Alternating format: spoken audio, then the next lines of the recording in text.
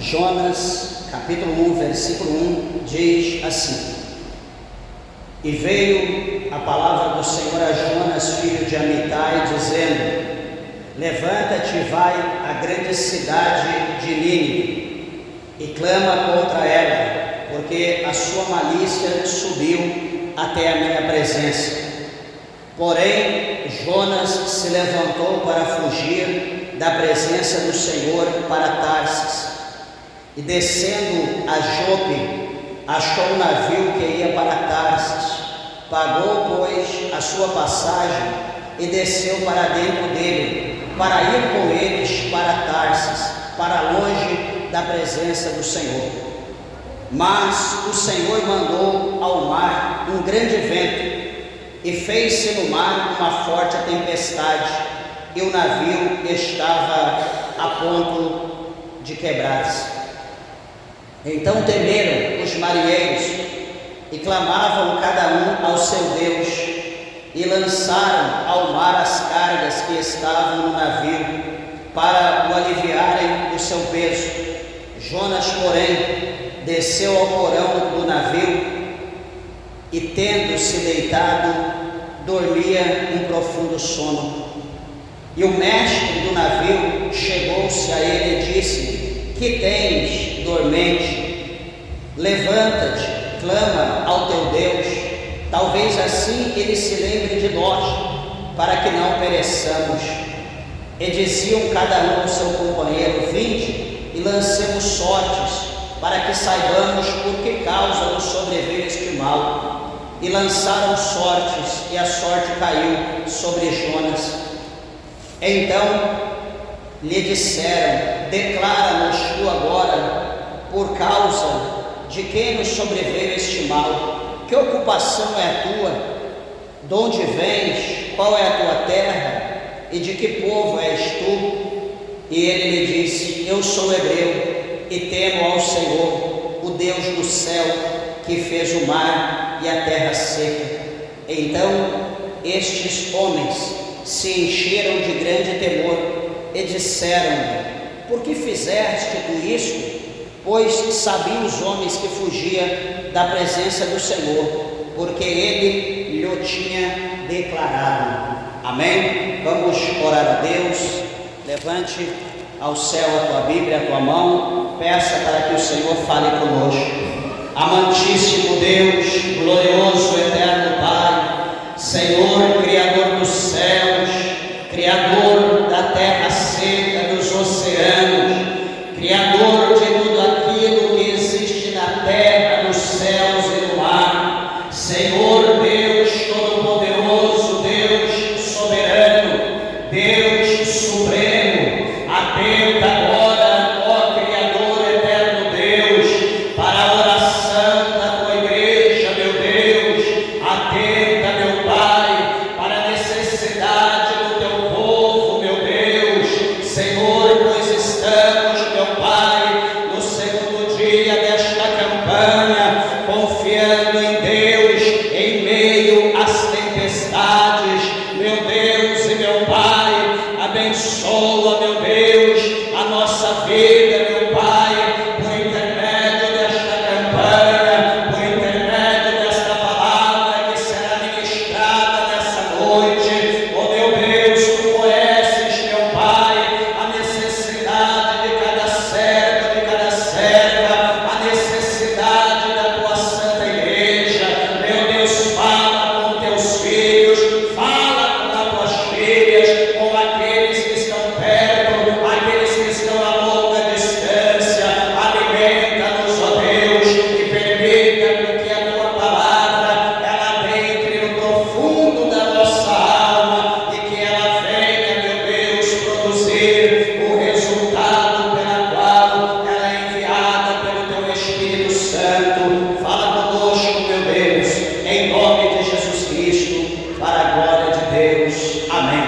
Podeis assentar, meus irmãos, desocupe vossas mãos e dê uma salva de palmas bem alegre para Jesus. Graças a Deus. Glória a Jesus. Meus irmãos, peço por favor a tua Atenção, palavra de Deus. Tenho certeza que o Senhor Jesus, Ele tem uma palavra aos nossos corações, e quero lembrar, meus irmãos, que devido ao tema, confiando em Deus em meio às tempestades, quero dizer aos irmãos que para Deus não existe nada impossível, não existe nada que o nosso Deus Ele não possa fazer. Ou seja, tudo está sob o controle total do nosso Deus. A palavra do Senhor fala para nós lá no capítulo de número 18 do livro de Gênesis, o primeiro livro da Bíblia, quando o Senhor Deus estava ali na presença de um anjo, ali na tenda de Abraão,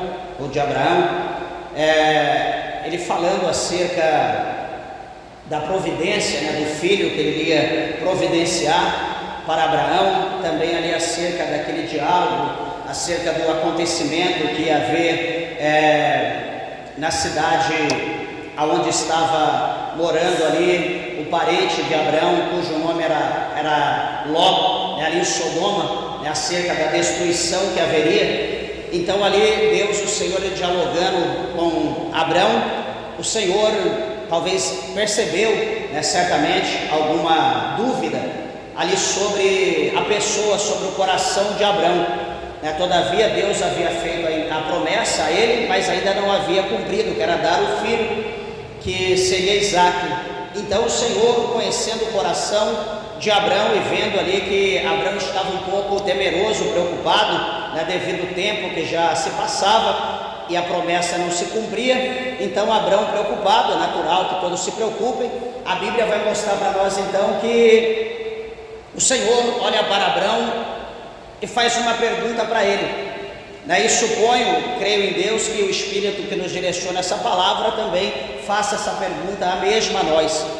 E a pergunta que Deus faz a Abraão é a seguinte: Abraão, haveria alguma coisa impossível para o Senhor teu Deus? Essa foi a pergunta que Deus deixou para Abraão, e também a pergunta que Deus deixa para nós hoje na casa dele. Haveria, igreja, alguma coisa impossível para o Senhor teu Deus, o Senhor nosso Deus? Você pode olhar para a tua capacidade, para as tuas limitações, para o teu poder e dizer: de fato tem. Deus não está perguntando alguma coisa impossível para você, Ele está dizendo para Ele. Para Deus não existe, para nós temos limite em tudo nós somos limitados, mas Deus não tem limite. Deus, Ele age no tempo, fora do tempo, Ele age em todo o tempo. E Deus, eu tenho certeza que por intermédio da palavra dessa noite, Deus, Ele há de agir, está agindo na verdade pela minha, pela tua, pela nossa causa, para que o nome dEle venha a ser posteriormente glorificado, porque o nosso Deus, Ele é poderoso.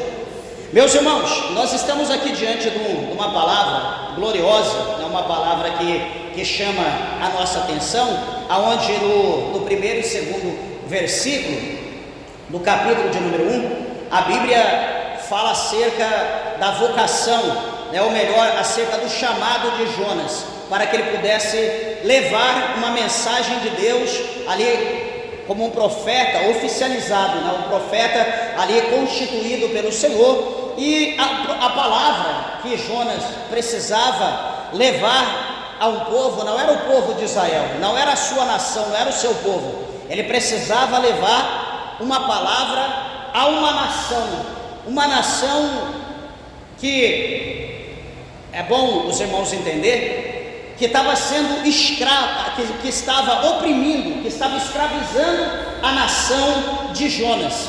Jonas estava sendo oprimido, ele e o seu povo estava sendo oprimido pelos ninivitas. Tudo que Israel produzia, os ninivitas, eles vinham como um bando de gafanhotos e tomava tudo. Era aves, era quadrúpedes, era grãos, tudo que eles produziam, os ninivitas levavam. E de maneira que eles estavam numa miséria, eles estavam num grande sofrimento, eles estavam passando por um grande processo.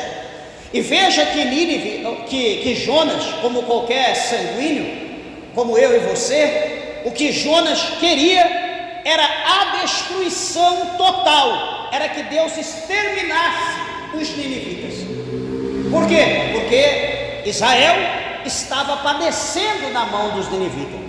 Só que quando nós olhamos para o cenário atual, a qual se encontrava o povo de Israel, veja que Israel, eles estavam em desobediência a Deus, eles haviam se distanciado do Senhor, eles haviam adorado outros deuses, eles tinham deixado o Senhor dos Exércitos para trás, abandonaram a Deus, estavam vivendo uma vida como qualquer outro idólatra, como qualquer outra nação estava vivendo. Então o que o Senhor fez? Ele disse: espera aí, eu vou levantar o povo de Nínive, os ninivitas, como Deus levantou várias nações contra o povo, contra o seu próprio povo. Meus irmãos, presta bem atenção, o que eu vou dizer, nós aqui, irmãos, irmãs, filho do mesmo Pai, do mesmo Deus, que temos a mesma promessa de morar no céu, nós não temos o direito e nós não podemos levantar contra o outro, nós não podemos agredir, bater, xingar, humilhar, perseguir, nada. Nós temos que tratar todos iguais, como a Bíblia diz para nós, que todos nós somos carentes das misericórdias de Deus. O Senhor diz para nós amarmos o nosso próximo como a nós mesmos, isso cabe a nós, é um mandamento. Ou seja, nós não podemos perseguir ninguém, humilhar ninguém, fazer ninguém sofrer. Só que um detalhe, Deus, o Senhor, no tocante à nossa desobediência, no tocante ao nosso desvio, ou apostatar, ou abandonar Deus, ou fazer alguma coisa que não agrada a Deus, Ele não vai usar a minha, Ele não vai usar a tua, nem a nossa vida.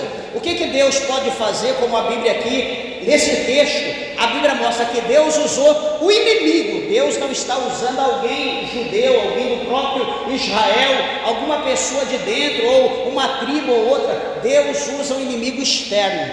Deus usa alguém externo que nunca havia ouvido falar de Deus, alguém que não tinha conhecimento mínimo, não havia um profeta, não havia ninguém que anunciasse Deus ali dentro daquela terra. O que acontece? Deus vai lá, levanta Nínive, né, um povo que não conhece Deus, que não tem, não vou dizer que é ateu, porque eles acreditavam em outra coisa, mas o Senhor levanta aquele povo cruel, um povo terrível, para oprimir, para acabar, destruir, para trazer em mente Israel, que Israel tinha um Deus, e que aquilo que estava acontecendo era porque eles estavam em desobediência contra o seu Deus, e eles precisavam se humilhar, eles precisavam se achegar a Deus, para que Deus então tivesse misericórdia deles e fizesse alguma coisa contra os ninivitas. Mas o que acontece? Eles não fazem, e aqui então a Bíblia diz que o Senhor chama o profeta chamado Jonas, e diz para ele: profeta, eu estou te enviando a uma grande cidade, levanta e vai, a grande cidade chamada Nínive. Vai lá, profeta, prega aquela cidade, diz para ela que a malícia dela subiu até a minha presença, e se eles, os ninivitas, não se converterem, não se arrependerem, eu irei destruir, eu exterminarei da face da terra os ninivitas. Era tudo que Jonas queria ouvir, uma sentença contra os opressores, uma sentença contra aquele que castigava, humilhava. Então o que Jonas vai fazer? Qualquer profeta iria dizer: amém, Senhor, tá bom, eu vou lá, vou fazer o que o Senhor quer. Qualquer profeta responsável, compromissado com Deus, ia fazer a vontade de Deus.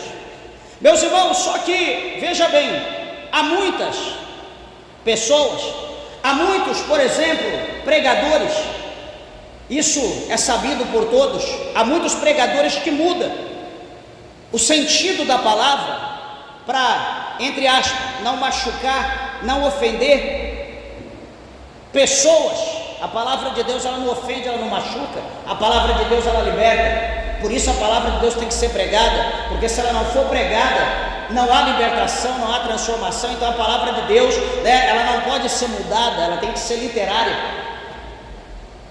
Há pessoas que mudam a palavra, formas de pregar a palavra, há pessoas que é proibida, né? Não sei se já falei isso, mas eu já fui. Chegou a situação de eu pregar em determinado lugar que alguém dizia: você não pode falar isso, nem isso, nem isso. Falei: então eu não vou pregar, porque eu estou aqui para fazer a vontade de Deus e não é para fazer a vontade de pessoas. Como que serão libertos se a gente não ensinar?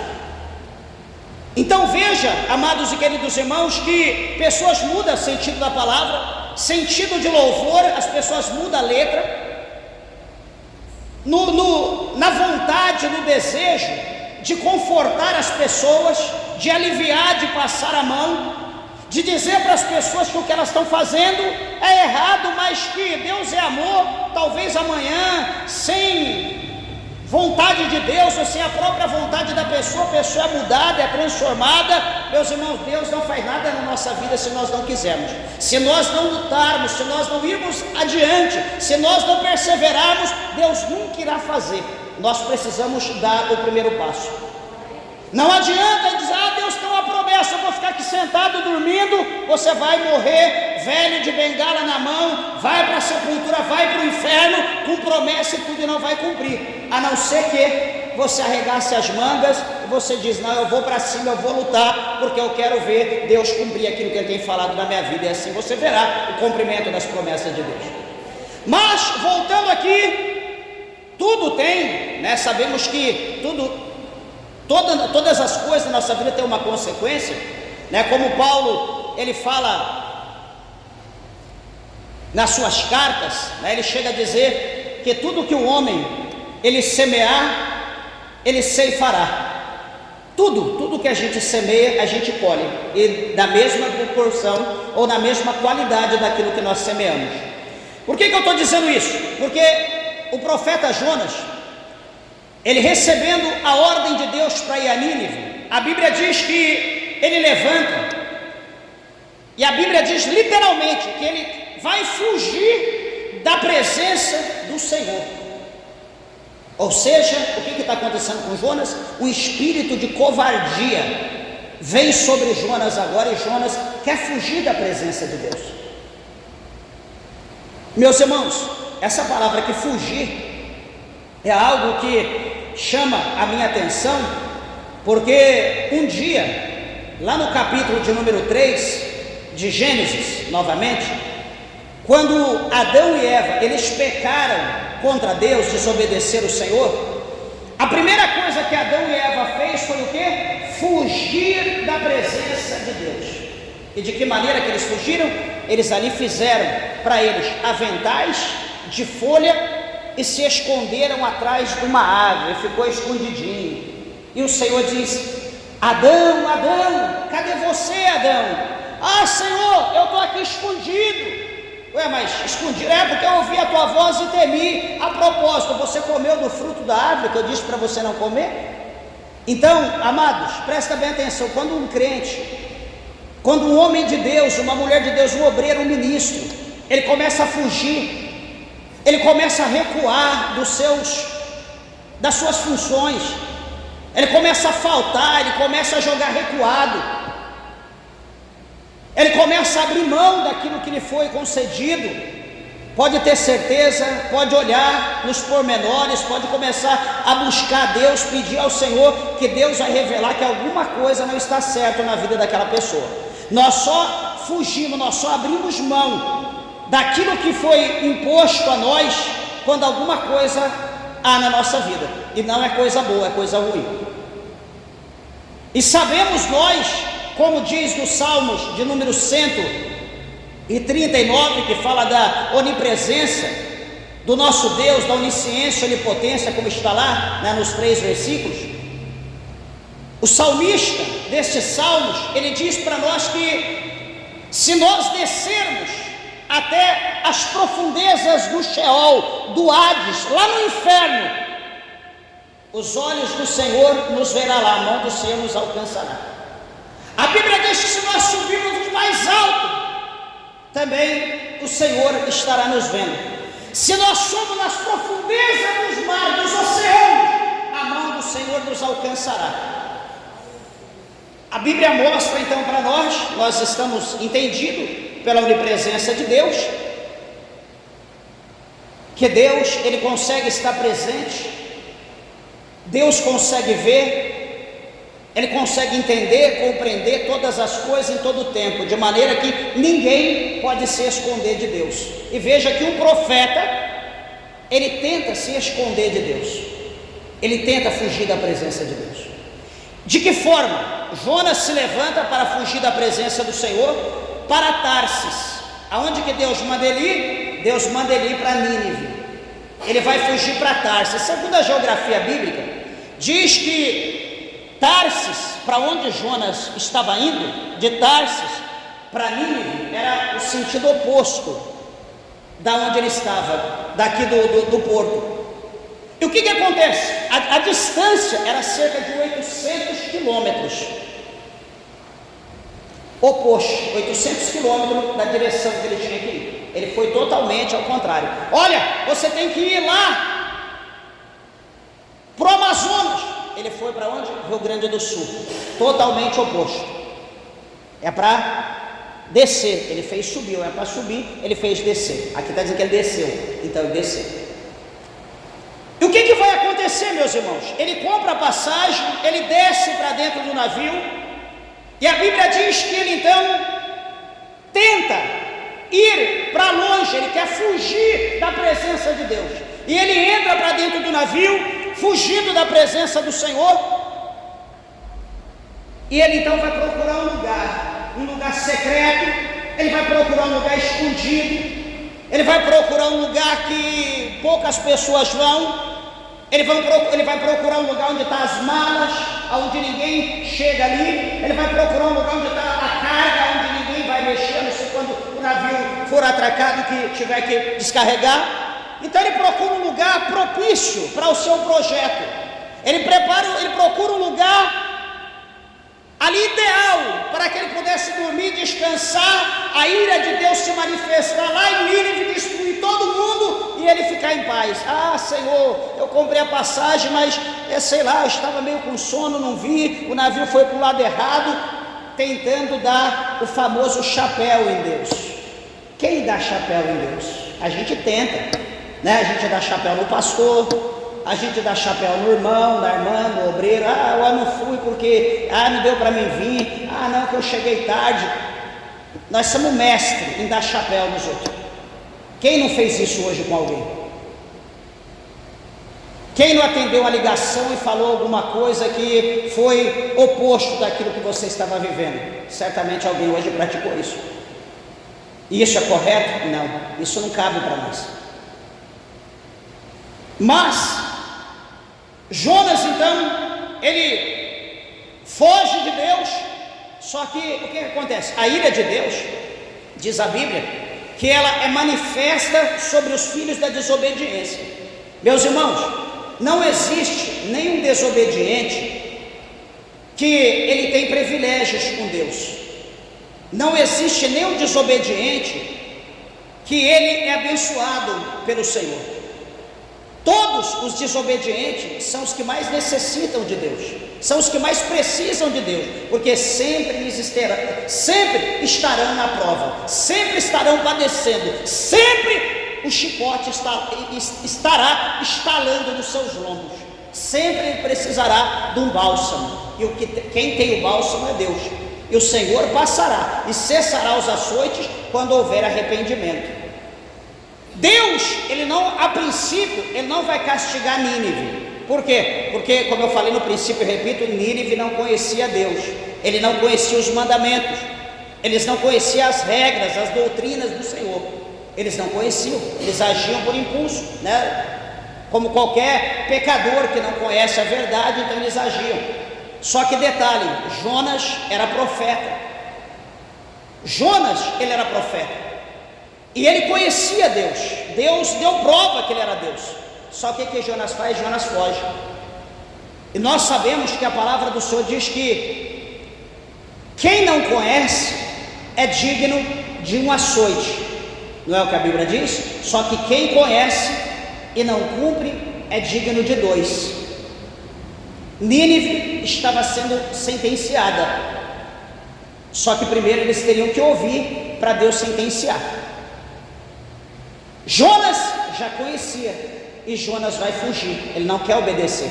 Então o castigo vai ser maior para Jonas do que para os ninivitas. Você está entendendo como que é? Nós conhecemos, nós temos que andar na linha, porque se nós não andar na linha, a prova, o vento será maior para nós do que para quem está no mundo. Deixa eu te fazer uma pergunta, para você entender. Olhando para a atual situação de hoje, agora da semana retrasada, tivemos aqui a maior festa da carne do mundo, chamado Carnaval, aonde o inferno está aberto, todo tipo de demônio veio para o mundo, e com ele maldição, vírus, enfermidade, praga, peste, está aí, se alastrando lentamente. A pergunta é: eles conhecem Deus? Não. São do candomblé, da umbanda, do espiritismo, bruxas, enfim, todo tipo de livre pensadores ou de religião. Só que no meio deles, quem está lá? A igreja. Está lá o irmão, está lá a irmã, está lá a comunidade. Eu pergunto para você, quem no lugar daquele está querendo saber de Deus? Aonde a pessoa só quer saber de orgia, de bebida, de droga, de todo tipo de prostituição, de pecado, demônios sendo manifesto em meio a todo aquele processo, e a igreja está lá no meio. O rigor será maior para a igreja do que até mesmo para aquele povo. Só aguarde e vocês verão em breve, num curto espaço de tempo, o que irá acontecer, porque Deus diz a Bíblia que Ele não tem o culpado por inocente, e a cobrança de Deus vai vir mais cedo ou mais tarde, pode ter certeza. Por que eu estou dizendo isso? Porque quando Jonas, ele se esconde agora, ele está em pecado, ele está desobedecendo, mas ele está escondido. Ele não está escondendo dos ninivitas, ele não está escondendo do comandante, ele não está escondendo dos marinheiros, dos marujas, ele está escondendo de Deus. Ele está querendo se esconder de Deus. Mas a Bíblia diz que os olhos do Senhor estão por toda parte, contemplando os bons e contemplando os maus. Deus vê tudo. A Bíblia diz que o Senhor vai fazer o quê? Deus vai enviar ao mar um grande vento, e o mar se forma uma forte tempestade, de maneira que o navio estava para ir a pique, estava para se quebrar. Por que Deus está fazendo isso? Por causa de um único homem. Pastor, mas Deus ia destruir aquele navio? Deus ia destruir toda a tripulação? Meus irmãos, o problema não era a tripulação, o problema não era a carga, o problema era o indivíduo que estava ali, chamado Jonas. Ele estava tentando fugir. Se ele estivesse no avião, Deus ia causar alguma coisa para o avião cair. Se ele estivesse num carro, alguma coisa ia acontecer. Deus não ia deixar ele sair vitorioso, porque quem se levanta contra Deus e é vitorioso? Ninguém. Veja como que as coisas com Deus é sério, meus irmãos. Alguém pode olhar: pastor, mas isso aqui não é motivo, ele só não obedeceu. Meus irmãos, ele só não obedeceu. Foi o que aconteceu com Adão e Eva, eles só não obedeceram. E a gente acha que é desobediência. Não, desobediência é coisa normal, mentira é coisa normal. Não, um pouquinho só não tem problema. Nós achamos isso, mas isso para Deus é coisa séria, isso é sentença.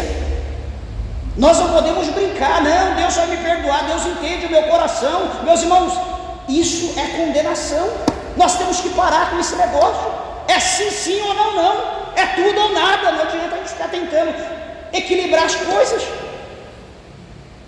O vento começa a soprar, o mar começa a se revoltar, o mar se levanta, a tempestade vem, começa a bater no navio, o mar começa a se tornar furioso, revolto, e aqueles homens se desesperam, conhecendo o tempo, as estações, procuraram o recurso da época, mas não é tempo de tempestade, não havia nada dizendo, mas alguma coisa está acontecendo. A Bíblia diz que eles começam agora, no capítulo de número 5, então os marinheiros, eles temeram, os marinheiros tiveram medos, e a Bíblia vai dizer que cada um clamou ao seu Deus. Não é o que está no verso 5, no capítulo 5, no verso 5, clamavam cada um o seu Deus. Ou seja, havia marinheiros ali, os marujos, de diversos tipos de religião, onde criam em cada um Deus. Então cada um ali fez as suas preces ao seu Deus, clamava ao seu Deus, pedia ao seu Deus, falava alguma coisa, pegava ali a sua carga e jogava no mar. Aí o outro a mesma coisa, clamava ao seu Deus, à sua deusa, clamava, fazia a petição, se humilhava, pegava as suas cargas e lançava no mar. E assim foram fazendo, para ver se o navio se tornava mais leve. Mas, meus irmãos, o mar está lá jogando água, então não tem como tirar. Eles jogam a carga, mas a carga é substituída pela água. Cada carga que sai entra água, e não tinha como tirar aquilo. Só que o que acontece? A Bíblia vai mostrar para nós que Jonas está no porão do navio, está deitado, está dormindo um profundo sono. Geralmente é assim: aquele que está em falha, ele está expulso, ele está recuado, ele sabe que ele está com sinal, foi sentenciado, mas ele está ali quietinho, está ali em paz, quietinho, e o vento está soprando, e ele está ali quieto, talvez está dentro da igreja, mas o pecado está sobre a vida dele, e pelo pecado está na vida dele, toda a igreja está pagando o preço. O peso está sobre a igreja, a mão de Deus está sobre a igreja por causa de um só. Será que Deus faz isso? Será que Deus tem o poder de fazer isso? Não só isso e muito mais. Quer ver? Só uma palavra para a gente entender o que eu estou dizendo. Alguém que é curioso, talvez quer entender, leia o capítulo 6 e o capítulo 7 de Josué. O que diz lá? No capítulo 6, o Senhor passa as coordenadas para Josué entrar em Canaã. Como seria? O que ele ia se deparar lá dentro? Deus dá uma visão para ele de tudo, né? Falando: tudo será destruído, tudo que é valioso, que é de ouro, de prata, ferro, cobre, você vai separar para a obra de Deus, para o templo do Senhor. E o resto, tudo vai ser destruído, tudo tem que ser amaldiçoado, tudo está amaldiçoado, destrói tudo. Essa é a ordem de Deus. Tá bom, assim será feito. Josué entra com o povo, toma a cidade, daqui a pouco está lá todo mundo pelejando, vai daqui e dali, e tem um homem cujo nome diz a Bíblia que é Acã. O que Acã faz? Acã acha ali um saco ali com 200 ciclos de prata, um saquitel. Ele pega aquilo, esconde. A Bíblia diz que ele acha ali uma capa babilônica, uma capa bonita, provavelmente de linho, guarda aquela capa. Ele acha também uma cunha de ouro, bem significante, algo pesado, valioso. E ele então pega aquelas três coisas que ele achou, a capa, a prata e o ouro, e ele vai para sua casa, para sua tenda, levanta lá o tapete, cava lá no chão, põe tudo dentro, cobre de novo, põe o tapete e está tranquilo, está combatendo, guerreando. Meus irmãos, uma cidade minúscula, uma corrutelinha chamada Ai. Os soldados foram para guerrear, os homens daquela corrutela matou mais de 30 homens de Israel, de 30 soldados, derramou sangue e os homens saíram desesperados, fugindo, derrotados. E já havia enfrentado homens, nações gigantes, e se prostra diante de nada. Mas por quê? Josué foi clamar a Deus. Deus de Josué levanta. Sabe por que está acontecendo isso? Porque tem maldição no meio de vocês. Um está amaldiçoado, e por causa disso todo o povo está pagando o preço. E o que Deus diz? O amaldiçoado tem que ser apedrejado. Não só ele, toda a casa dele, tudo que ele tem, animal, criança, filho, mulher, todos os familiares, leva no vale de Acor e apedreja, acaba com ele, para que a minha ira possa sair do meio de vocês, senão vocês vão perder, vocês vão se acabar. E assim então foi feito. Veja bem, quando uma pessoa da família, um homem ou uma mulher, se envolve com droga, se envolve com coisa errada, eu pergunto, toda a família está feliz da vida? Toda a família está bem? Toda a família está correndo risco. Os seus bens estão sendo subtraídos. Risco de morte, risco de alguma coisa estar a qualquer momento para acontecer com a família por causa de um indivíduo. Na igreja de Deus é a mesma coisa. Nós precisamos entender isso. Às vezes você pode estar praticando, fazer, não, eu estou aqui, eu viajei, eu fui em tal lugar, no trabalho, ninguém está vendo, eu estou aqui. Mas você não pode esquecer que você é um homem de Deus, você é uma mulher de Deus. Há uma promessa sobre a tua vida. Os olhos de Deus estão sobre você. Não é eu que vou te julgar, não é eu que vou trazer mal, não é eu que vou pesar a mão sobre você. É o teu Deus, é quem te chamou. O teu negócio é com Ele. E quem vai cobrar, quem vai abençoar, quem vai dar vitória, ou quem vai fazer o que tiver que ser feito, vai ser Deus. Então o teu negócio é com Ele. Errou? Se prostra, pede perdão, se humilha. Senhor, eu errei, eu pequei. Lembra que Salomão falou? Que aquele que pecou, aquele que errou, mas ele reconheceu os seus pecados, ele confessou o pecado diante de Deus, ele se arrependeu e ele deixou o pecado. O que acontece? Esse alcança a misericórdia aos olhos de Deus. É simples. Errou, Senhor, eu errei, me perdoa. Quem de nós que não erra? Todos nós erramos, todo dia.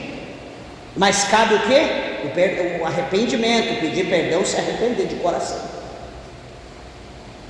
Então, o vento está soprando, o negócio está ficando estreito, todo mundo está padecendo por causa de um único. O que vai acontecer? A palavra do Senhor fala que no verso 6 que o mestre do navio, o capitão, chega ali até Jonas, desperta ele e diz: que tens, dormente? Ou dorminhoco, desperta. Jonas acorda e ele é surpreendido com uma palavra do capitão: levanta e clama ao teu Deus. Levanta e clama ao teu Deus, porque todos, cada um já havia clamado ao seu Deus, falta Jonas. Só que até agora nenhum Deus agiu, até agora nenhum Deus fez nada, e o vento está soprando, o mar está revolto, o mar está irado, o mar quer destruir Jonas. E a mensagem é: levanta e clama ao teu Deus. Será que isso quer dizer alguma coisa para nós? Talvez alguém está precisando ouvir isso. Levanta e clama ao teu Deus. Ah, pastor, mas eu não sei orar, vou pedir para alguém orar. O capitão aqui não diz: Jonas, eu vou orar por você. Jonas, os marujos vão descer aqui e vai orar por você. Não, levanta e clama ao teu Deus. Porque o negócio é entre você e Deus, é eu e Deus, é você e Deus, é nós e Deus.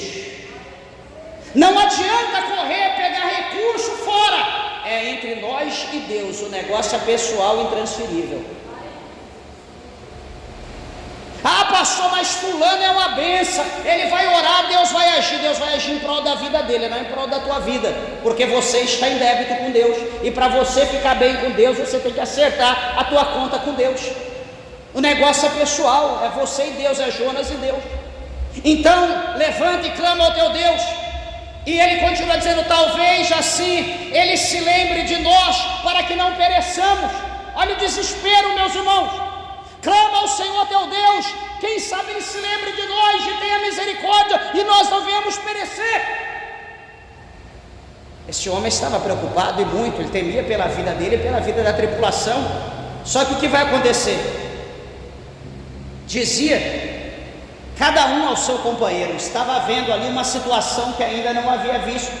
E o que eles vão fazer? Eles vão lançar sorte.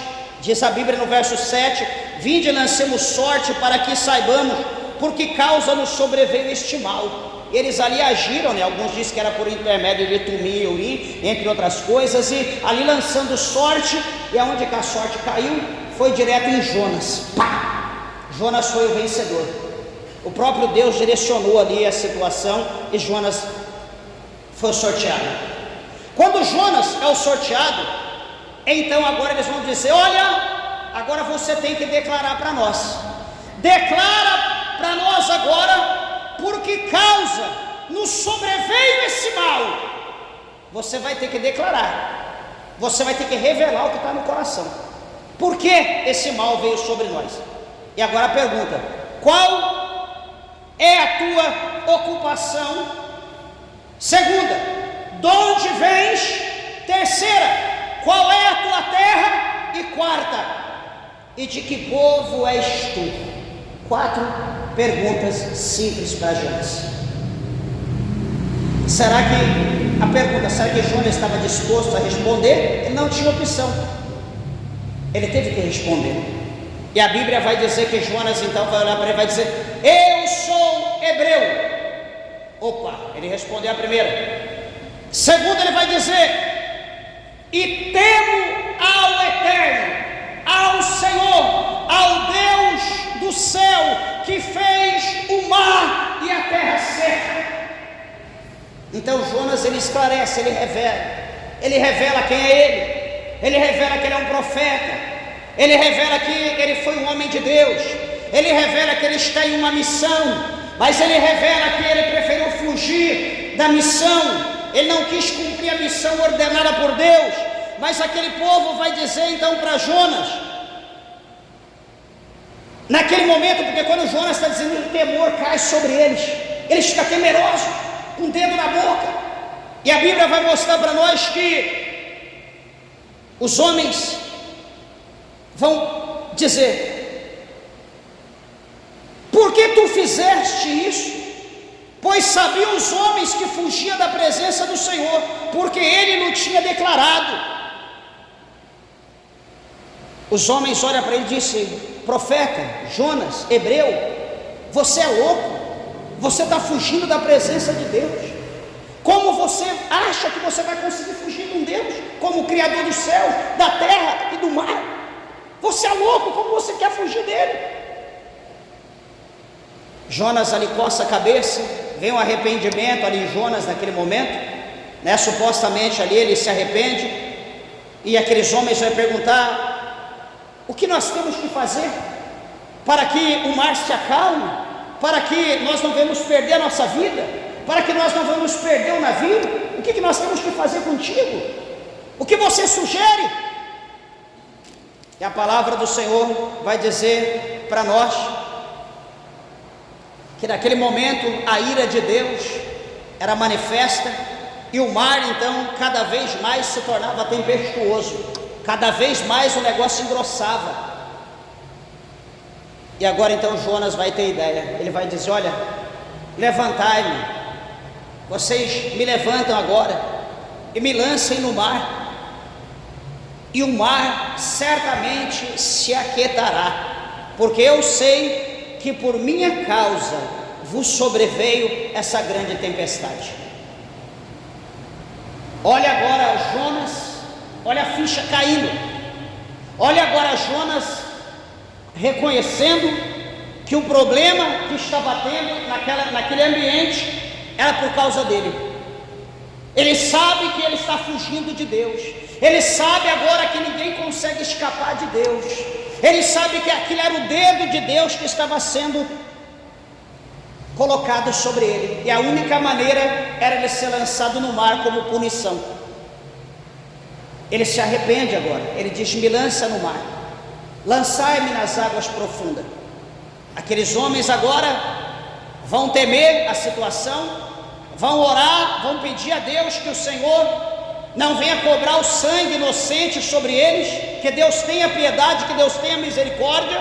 Eles vão fazer voto com Deus e vão lançar Jonas na água, porque Jonas disse: vocês vão me lançar e a tempestade irá se acabar.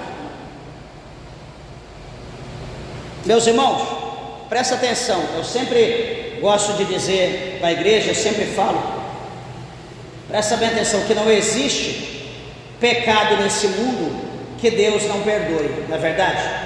Deus, ele perdoa todos os nossos pecados, exceto quando nós blasfemamos contra o Espírito Santo de Deus, nós atribuirmos aquilo que é de Deus aos demônios, quando nós estamos atribuindo tudo que é de Deus, tudo que é sagrado aos demônios, quando nós blasfemamos contra o Espírito Santo, então isso não tem perdão.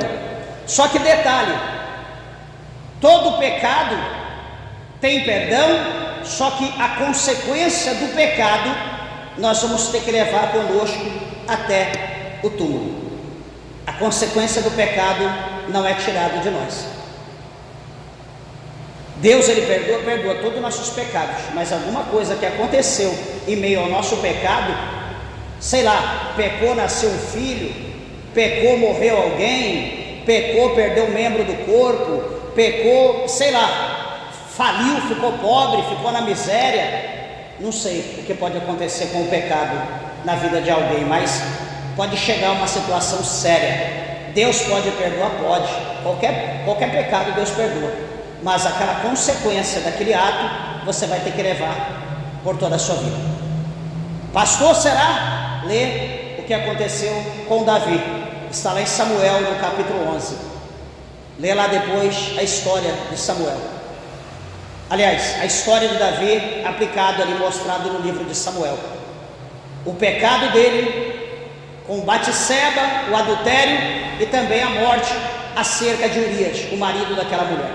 E o que veio para Davi, o que veio para sua casa, e o vento de Deus assoprou até a morte de Davi. Davi não teve paz. Então, igreja, as coisas de Deus, as coisas santa, espiritual, é muito séria. É mais séria do que as coisas naturais que nós vemos, apalpamos, tocamos. Por isso que nós não podemos ignorar as coisas de Deus, porque as coisas com Deus é sério. E o que acontece com Jonas? Encerro. Ele é lançado no mar, diz a palavra de Deus. Ele é lançado nas águas profundas. E certamente agora ele está para morrer. Só que antes que ele é morto, a Bíblia diz para nós então que o Senhor dá ordem a um grande peixe, aonde o Novo Testamento diz que é uma baleia. E aquele peixe ali então ele engole Jonas inteiro. Engole Jonas inteirinho. E Jonas, diz a Bíblia, que vai ficar 3 dias e 3 noites no ventre do peixe. 800 quilômetros o peixe viaja, leva Jonas até a praia de Nínive. E lá o peixe lança Jonas para fora. Quando Jonas desperta, ele sai para fora. Onde ele está? Em Nínive. O Senhor Deus diz o quê? Peraí, eu te perdoei, eu te livrei lá da situação. Só que a minha promessa, a minha palavra está sobre a tua vida. Entra agora em Nínive e faz o que eu mandei. Ou seja, meus irmãos, de boa vontade ou de má vontade, de barco ou de peixe, a vontade de Deus prevalece. Não adianta nós fugirmos. Você, minha irmã, meu irmão, você que tem um chamado de Deus, uma promessa de Deus, não fuja. Não fuja. Ah, pastor, mas Deus não está confiando na tua sabedoria. Deus não está confiando na tua condição financeira. Deus não está confiando no teu poder. Deus te chamou para você se dispor, porque Ele vai te moldar, Ele vai te preparar, Ele vai te usar como instrumento, uma ferramenta para a obra dele ser feita.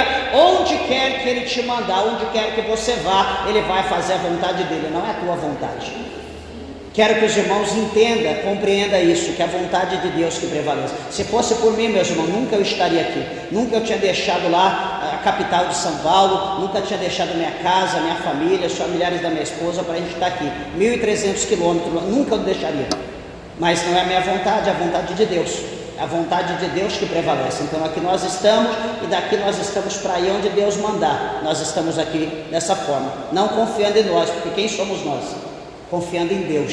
Você acha que o nosso estômago não gela, o coração não bate forte toda vez que a gente sobe aqui no altar para pegar o microfone, para falar, seja para pouca, para muita gente? A gente treme, soa, é normal isso, é o peso da responsabilidade.